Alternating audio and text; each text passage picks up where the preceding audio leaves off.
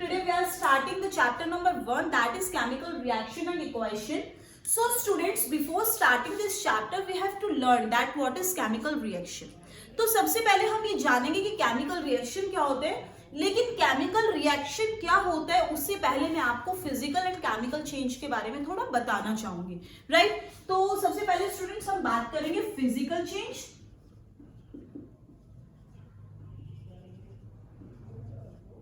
And chemical change. देखिए, इसे मैं आपको एक बहुत ही अच्छे एग्जांपल से समझाती हूँ। वैसे अगर हम बात करते हैं डेफिनेशंस के अकॉर्डिंग, तो फिजिकल चेंज होता है ऐसा चेंज जो रिवर्सिबल होता है। ओके, ऐसा चेंज जो रिवर्सिबल होगा उसे हम क्या बोलेंगे, फिजिकल चेंज। एंड ऐसा चेंज जो रिवर्सिबल नहीं होगा उसे हम क्या बोलेंगे बेटा, केमिकल चेंज, राइट। ऐसा चेंज जो रिवर्सिबल होगा उसे फिजिकल चेंज बोला जाएगा, एंड ऐसा चेंज जो रिवर्सिबल नहीं होगा उसे केमिकल चेंज बोला जाएगा। एग्जाम्पल के लिए देखिए, अगर मेरे पास एक पेपर है, अगर मैंने पेपर को जला दिया, राइट, जलाने के बाद क्या होगा, उसकी ऐश बन जाएगी। तो क्या उस बची हुई राख का आप फिर से पेपर बना सकते हो? बिल्कुल भी नहीं बना सकते। तो ये हमारा क्या हो गया बच्चों, केमिकल चेंज। फिजिकल चेंज का एग्जांपल देती हूँ। लेट अस सपोज मैंने क्या किया, पानी लिया, पानी को फ्रिज में रख दिया। अब फ्रिज में रखने के बाद क्या होगा कि पानी फ्रिज हो जाएगा, उसकी आइस बन जाएगी, राइट। लेकिन अब मैंने क्या किया, आइस को लिया और दोबारा से बाहर रख दिया। अब वो फिर से किस में कन्वर्ट हो गया, वाटर में, मतलब रिवर्सिबल हो गया। ऐसा चेंज जो रिवर्सिबल हो जाता है उसे हम फिजिकल चेंज बोलते हैं, और ऐसा चेंज जो रिवर्सिबल नहीं होता उसे हम क्या बोलते हैं, केमिकल चेंज बोलते हैं। तो ये तो दो जो टर्म्स ये तो हमें हो गई क्लियर, राइट। सो स्टार्ट करते हैं केमिकल रिएक्शन। ये केमिकल रिएक्शन क्या चीज है? सो देखिएगा 10th क्लास का first topic, first equation, first जो है हमारा ये रहेगा टॉपिक। तो केमिकल रिएक्शन क्या होता है बेटा, व्हेनेवर एनी केमिकल चेंज अकर, राइट। मैं यहां लिख देती हूं, व्हेनेवर एनी केमिकल चेंज अकर। सो देखिए स्टूडेंट्स, मैंने क्या लिखा, व्हेनेवर एनी केमिकल चेंज अकर। अगर आपका कहीं पे भी कोई भी केमिकल चेंज नजर आ रहा है आपको, तो वहां पे हमारी जो है केमिकल रिएक्शन क्या करेगी, टेक प्लेस करेगी, वहां पे केमिकल रिएक्शन होगी। एग्जाम्पल के लिए अगर मैं आपको बताऊं, grapes get fermented, right, grapes खट्टे हो गए, तो ये भी क्या एक केमिकल चेंज है। क्यों? क्योंकि जो ग्रेप्स खट्टे हो गए आप उनको दोबारा से तो मीठा नहीं बना सकते हो, ठीक है। Second example, food is cooked, खाना बन गया है। अब अगर खाना बन गया है, खाना पक गया है, तो आप उसको वापस से वैसा नहीं बना सकते हो। तो ये भी क्या हो गया, केमिकल चेंज। तो इट मींस यहाँ पे भी क्या है, एक केमिकल रिएक्शन टेक प्लेस किया। एक और एग्जांपल देती हूँ, लाइक मिल्क होते हैं, मिल्क को कुछ देर रख दीजिएगा तो क्या होगा, फट जाएगा, उसके कर्ड में कन्वर्ट हो जाते हैं। तो अगर मिल्क कर्ड में कन्वर्ट हो गया तो क्या कर्ड का दोबारा से जो है मिल्क बना सकते हो? बिल्कुल भी पॉसिबल नहीं है, ठीक है। तो इट मीन्स वहां पे क्या हुआ है, कोई ना कोई केमिकल चेंज पक्का टेक प्लेस हुआ है। तो अगर कहीं पे भी कोई भी केमिकल चेंज टेक प्लेस करता है बच्चों, तो वहां पे क्या होगी, केमिकल रिएक्शन क्या करेगी, टेक प्लेस करेगी, राइट। तो अगर हमसे कोई बात करते हैं केमिकल रिएक्शन की, तो आपने सीधा से एक वर्ड लिख देना है, व्हेनेवर एनी केमिकल चेंज अकर। अगर आपको कहीं पे भी कोई भी केमिकल चेंज नजर आ रहा है तो वहां पे हमारी केमिकल रिएक्शन क्या करेगी, टेक प्लेस करेगी, वही हमारी क्या होगी, केमिकल रिएक्शन होगी। नेक्स्ट देखिए, केमिकल इक्वेशन। अभी केमिकल इक्वेशन क्या है, देखिए बेटा, अब जो आपका केमिकल चेंज हुआ है, राइट, अब जो आपका केमिकल चेंज हो गया है, आप उस चेंज को इक्वेशन की फॉर्म में लिख दीजिएगा।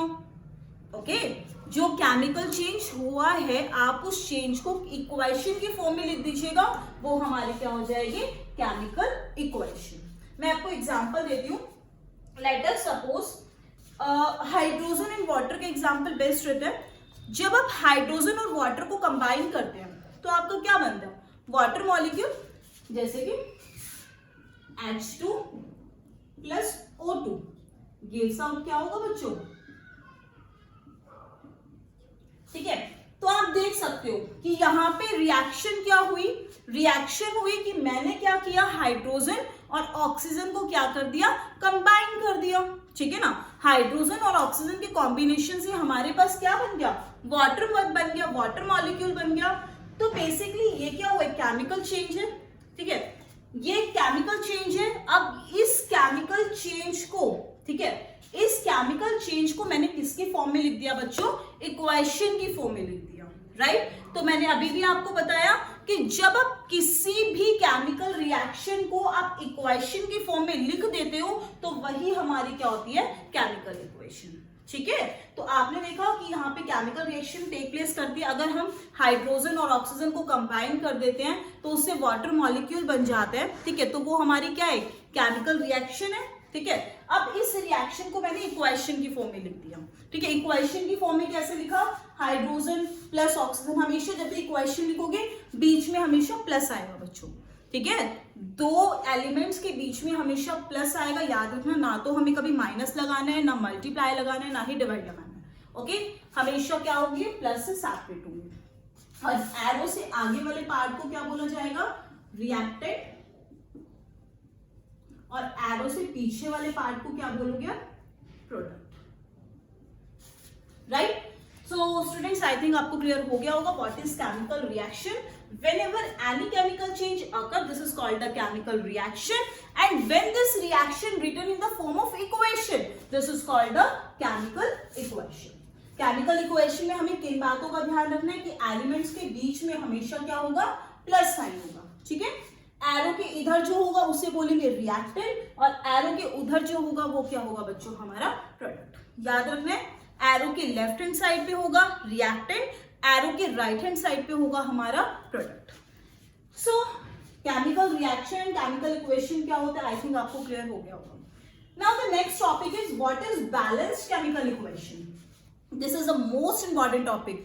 What is a balanced chemical equation. तो देखिएगा, what is a balanced chemical equation, आपके पास बैलेंस्ड केमिकल इक्वेशन क्या होता है, ध्यान से देखिएगा मैं क्या लिख रही हूं, when the number of atom of reactant is equal to the number of atom of, देखिए बैलेंस्ड केमिकल इक्वेशन क्या होता है बेटा, when the number of atom of reactant, मतलब जितने नंबर ऑफ एटम किसके पास है, रिएक्टेंट के पास है, उतने ही नंबर ऑफ एटम किसके पास होने चाहिए, प्रोडक्ट के पास होने चाहिए, उसे हम क्या बोलेंगे, बैलेंस्ड केमिकल इक्वेशन। आपको ऐसे समझ नहीं आएगा, मैं एक एग्जांपल के थ्रू समझाती हूँ।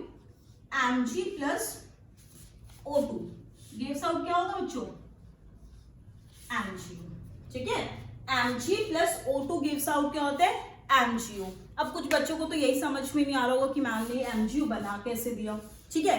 ये बेटा आप 9th क्लास में सीख कर आए हो केमिकल फॉर्मूला किस तरीके से फॉर्म करते हैं, बाकी मैं आपको बता देती हूँ। ये देखिए, यहाँ मैग्नीशियम है, यहाँ ऑक्सीजन है, राइट। आप सभी को पता होगा मैग्नीशियम की वैलेंसी कितनी होती है, 2। सिमिलरली ऑक्सीजन की वैलेंसी कितनी होती है बच्चों, 2। तो जब आप इसको क्रॉस मल्टीप्लाई करते हो तो 2 से 2 क्या हो जाएगा, कैंसिल, तो यहाँ से क्या हो जाएगा आपके पास Mg, ठीक है। तो जब मैग्नीशियम और ऑक्सीजन को आप कंबाइन करेंगे तो मैग्नीशियम और ऑक्सीजन को कंबाइन करने के बाद आपको क्या मिलेगा, मैग्नीशियम ऑक्साइड। कैसे मिला मैग्नीशियम ऑक्साइड, आपने लिखा मैग्नीशियम की वैलेंसी, ऑक्सीजन की वैलेंसी, दोनों को क्रॉस मल्टीप्लाई किया तो वहां से क्या बन गया हमारा मैग्नीशियम ऑक्साइड। तो अब देखते हैं कि हम बैलेंस्ड केमिकल इक्वेशन की तरफ थे, तो ध्यान से देखिएगा। यहाँ मैग्नीशियम के कितने मॉलिक्यूल्स है बच्चों, आप सभी को नजर आ रहा होगा कि यहाँ पे मैग्नीशियम का एक मॉलिक्यूल है। तो अब प्रोडक्ट की तरफ देखते हैं, इसी को बेटा एटम बोला हुआ है, यहाँ जो एलिमेंट्स है एलिमेंट्स को ही क्या बोला हुआ है, एटम बोला हुआ है। तो यहाँ मैग्नीशियम का कितने एटम्स है, 1 एटम। यहाँ पे भी मैग्नीशियम के कितने एटम्स है बच्चों, 1। यहाँ ऑक्सीजन कितना है, 2 है, लेकिन यहाँ ऑक्सीजन कितना है, 1। तो ऐसी इक्वेशन इक्वेशन जहां पे number of atom of reactant बराबर नहीं होते, किसके? Number of atom of product के, तो उसे हम बोलते हैं unbalanced chemical equation. Unbalanced chemical equation का एक और नाम होता है जिसे हम बोलते हैं स्केलेटल केमिकल इक्वेशन। ठीक है, तो जहां पे number of atom of reactant बराबर नहीं होते, किसके? Number of atom of product के, तो उसे बोला जाएगा अनबैलेंस्ड। और जहां पे दोनों इक्वल होंगे, number of atom of reactant बराबर होंगे, किसके? Number of atom of product के, तो उसे हम बोलेंगे बैलेंस्ड इक्वेशन। देखिए अब यहाँ पे ये बैलेंस नहीं है, अब इसे बैलेंस करना पड़ेगा। बैलेंस कैसे करोगे? रूल समझिएगा। कभी भी बैलेंसिंग करते टाइम ना, मैं बिल्कुल बेसिक बता रही हूँ, मैं आपको जो है स्टैंडर्डली नहीं बता रही हूँ कि आप साथ में लिक्विड लगाइए, एक्वस लगाइए, अभी ये हम आगे प्रीसीडिंग वीडियोस में करेंगे, बट स्टिल अभी आप बिल्कुल बेसिक देखिएगा। आपने कभी भी कोई भी नंबर बीच में नहीं लगा देना है, ठीक है? ऐसा नहीं है कि हाँ 2 की कमी है ऑक्सीजन में तो आपने 2 ऑक्सीजन के आगे लगा दिया, ऐसा बिल्कुल भी नहीं कर सकते हो। ठीक है, ना ही आप ऐसा कर सकते हो कि इसके साथ में +2 लगा दिया, ऐसा आप बिल्कुल नहीं करोगे। आपको जो नंबर लगाना है वो सबसे पहले लगाना होगा। लाइक अगर मैग्नीशियम ऑक्साइड है हमारे पास, यहाँ पे ऑक्सीजन 2 है, यहाँ पे 1 है, तो जो आप 2 लगाएंगे बेटा बैलेंस करने के लिए, वो सबसे पहले लगेगा। ठीक है, पूरे मॉलिक्यूल के, पूरे कंपाउंड के सामने लगेगा। अब जब पूरे कंपाउंड के सामने 2 लगा, ठीक है, तो यहाँ पे मैग्नीशियम कितना बन गया? 2, तो आप एक 2 इसके सामने लगा दीजिएगा। अब आप देखिएगा यहाँ पे मैग्नीशियम के 2 मॉलिक्यूल्स हैं, यहाँ पे भी मैग्नीशियम के 2 मॉलिक्यूल्स, यहाँ पे ऑक्सीजन के 2 और यहाँ पे भी ऑक्सीजन के 2, तो आप इसे क्या बोलेंगे? Balanced chemical equation. Okay, and students कोई भी इक्वेशन अगर आपके पास है तो आपको उसे बैलेंस करना होगा। ठीक है, अब क्वेश्चन आ जाते हैं, why we need to balance a chemical equation? Because to satisfy the law of conservation of mass, right? Law of conservation of mass को सेटिस्फाई करने के लिए आपको किसी भी इक्वेशन को बैलेंस करना पड़ेगा। अब आप कहेंगे कि मैम ये लॉ ऑफ कंजर्वेशन ऑफ मास क्या है? आप 9th क्लास में पढ़ के आए हो बेटा। लॉ ऑफ कंजर्वेशन ऑफ मास क्या होता है? मास can neither be created nor be destroyed. ना तो आप मास को क्रिएट कर सकते हो और ना ही आप मास को डिस्ट्रॉय कर सकते हो। ओके, तो जितना मास रिएक्शन के होने से पहले था उतना ही मास आपका रिएक्शन होने के बाद रहेगा। ठीक है, तो आप किसी भी इक्वेशन को बैलेंस क्यों करते हो? To satisfy the law of conservation of mass. जी, तो बेटा आज हमने जो है 4 रिएक्शंस के बारे में पढ़ा, chemical reaction, chemical equation, balanced chemical equation and unbalanced chemical equation. I hope आपको समझ में आया होगा एंड मेरी नेक्स्ट वीडियो में आपको बाकी भी इक्वेशंस देखने को मिलेंगी। आज के लिए थैंक यू सो मच।